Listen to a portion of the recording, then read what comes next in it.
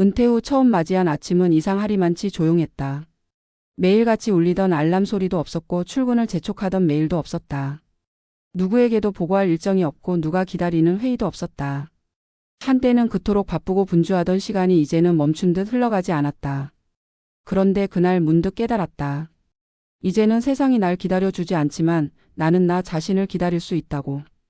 평생 누군가의 필요에 맞춰 살아오던 삶에서 비로소 내 이름을 부르며 하루를 열 수 있게 되었음을. 첫 번째 사례는 72세의 정연숙 씨 이야기다. 평생을 보험 설계사로 살아온 그는 은퇴 직후에 삶의 의미를 잃었다고 말했다. 매일 수십 통의 전화를 걸고 약속을 잡고 실적을 쌓던 삶이 갑자기 사라지자 그의 하루는 무의미의 연속이 되었다. 누군가에게 필요한 존재였던 자신이 이제는 아무도 찾지 않는다는 사실이 가장 고통스러웠다고 했다. 그러던 중 그는 지역 복지관에서 열린 자서전 쓰기 강좌에 참여하게 되었다. 처음엔 어색했지만 점점 글을 쓰며 자기 삶을 돌아보는 일이 삶의 위안이 되었다고 했다. 지금은 매주 수필을 쓰며 지역 신문에 기고도 하고 동년배들과 글을 나누는 모임도 만든 상태다. 누군가의 기준이 아니라 자기 목소리로 자기 이야기를 써내려가는 시간이 그를 다시 살아있게 만들었다고 한다. 두 번째 사례는 70세의 전직 기계공장 관리자인 김기태 씨다. 그는 은퇴 후 급속히 건강이 나빠졌다. 몸이 아픈 것이 아니라 마음이 무너졌기 때문이다. 오랜 시간 공장에서 기술을 관리하고 사람을 이끌던 그는 퇴직 후 하루 10시간씩 TV만 보는 생활을 반복했다. 누구도 그를 찾지 않았고 그 자신도 어디로 가야 할지 몰랐다. 그러던 어느 날 아내의 권유로 동네 체육센터에 가게 되었고 그곳에서 스트레칭을 배우며 처음으로 나 자신을 위해 움직이는 시간을 가지게 되었다. 1년이 지나면서 그는 노년 체조 자격증을 취득했고 지금은 시니어 대상의 건강교실에서 보조 강사로 활동하고 있다. 누군가를 이끄는 사람이기 전에 내 몸과 내 삶을 돌보는 사람이 된 것이다. 세 번째 사례는 69세의 전직 초등학교 교사 박순자 씨다. 그녀는 35년간 교단에서 아이들을 가르쳤다. 하루에도 수십 명의 눈빛을 마주했고 방과 후엔 학부모 상담, 수업 준비로 바쁘게 지냈다. 그런데 정년 퇴직 이후 집은 너무 조용했고 휴대폰은 좀처럼 울리지 않았다. 사람을 돌보는 일에 익숙했던 그녀는 자신을 돌보는 일에는 어색하고 서툴렀다. 그러다 어느 날 우연히 도예 교실에 참여하게 되었고 흙을 만지며 아무 말 없이 1시간, 2시간을 보내는 일이 처음엔 낯설었지만 점점 익숙해졌다. 조용한 집중 속에서 박순자 씨는 누구도 기다리지 않던 하루에 내가 나를 기다리고 있더라고 말했다. 지금은 작은 공방을 차려 자신의 작품을 전시하고 가끔 지역 아이들과 함께 수업도 진행한다. 은퇴란 결국 세상이 내게 요구하던 역할에서 벗어나는 일이기도 하다. 누군가의 상사였고 누군가의 부모였고 누군가의 고객 담당자였던 내가 이제는 어떤 역할도 갖지 않은 채 하루를 시작해야 할 때가 온다. 그 공백은 무력함으로 다가오기도 하고 해방감으로 느껴지기도 한다. 하지만 진짜 중요한 건 그 시간을 어떻게 바라보느냐에 달려 있다. 기다려주는 사람이 사라졌다고 해서 내가 사라지는 건 아니다.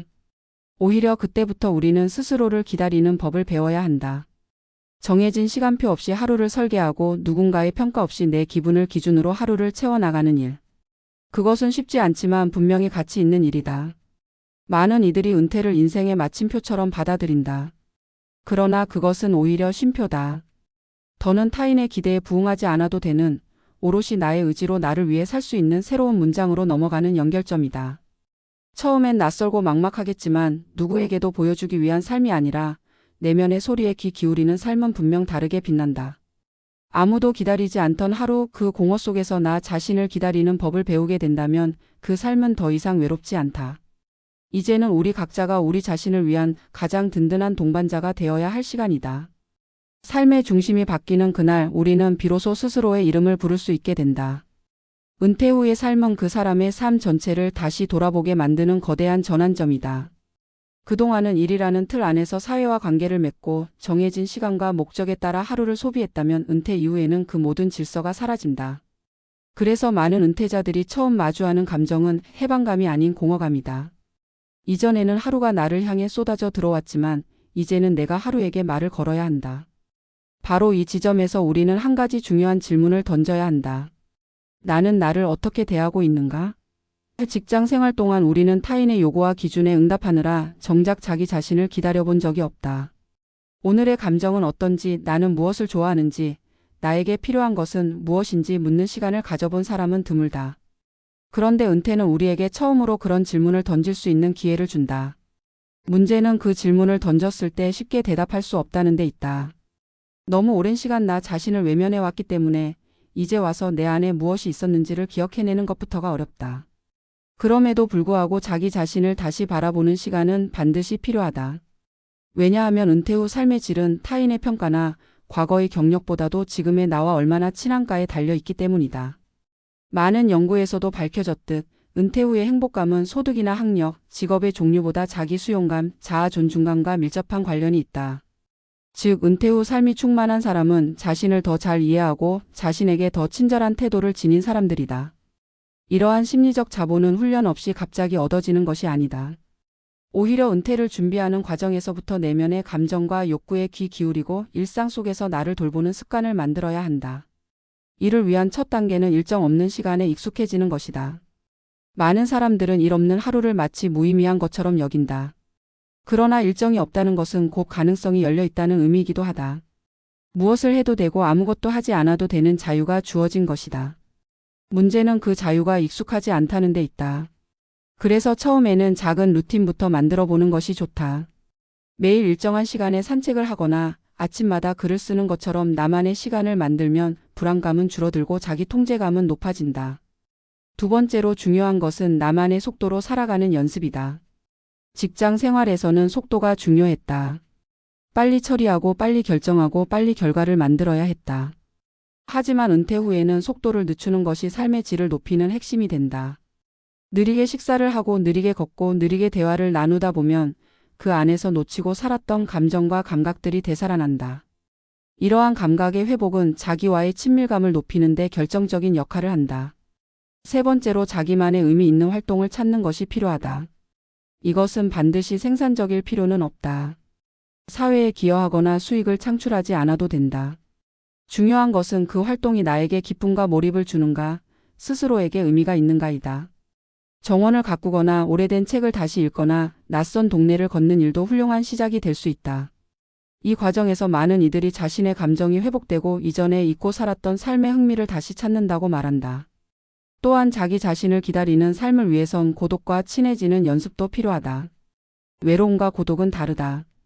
외로움은 누군가가 없다는 데서 오는 결핍이지만 고독은 나와 함께 있는 시간을 수용하고 즐기는 것이다. 은퇴 후의 고독은 피할 수 없는 현실이지만 그 시간을 어떻게 받아들이느냐에 따라 그것은 독이 되기도 하고 약이 되기도 한다. 나와 함께 있는 시간이 불편하지 않고 오히려 편안해질 때 우리는 진정으로 자유로운 삶에 도달할 수 있다. 마지막으로 강조하고 싶은 것은 자기 인정이다.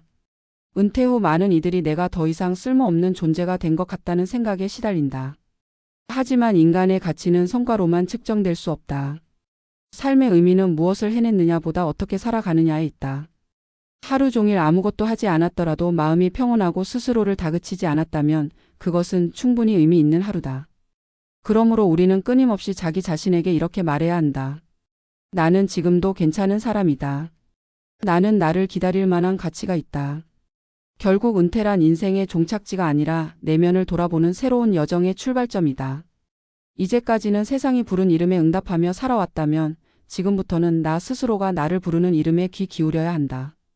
그 이름은 어쩌면 오랫동안 잊고 있던 나의 진짜 모습일지도 모른다. 아무도 기다려주지 않는 하루에 내가 나 자신을 기다리는 법을 배울 수 있다면 우리는 더 이상 외롭지도 두렵지도 않다. 은퇴 후의 삶은 결국 나와의 관계를 다시 맺는 과정이다.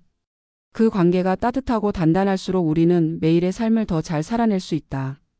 지금 이 순간부터라도 나 자신에게 조금 더 집중하고 조금 더 귀 기울이고 조금 더 따뜻하게 대해보자. 그 작은 변화가 은퇴 후 삶의 질을 결정짓는 가장 중요한 차이가 될 것이다.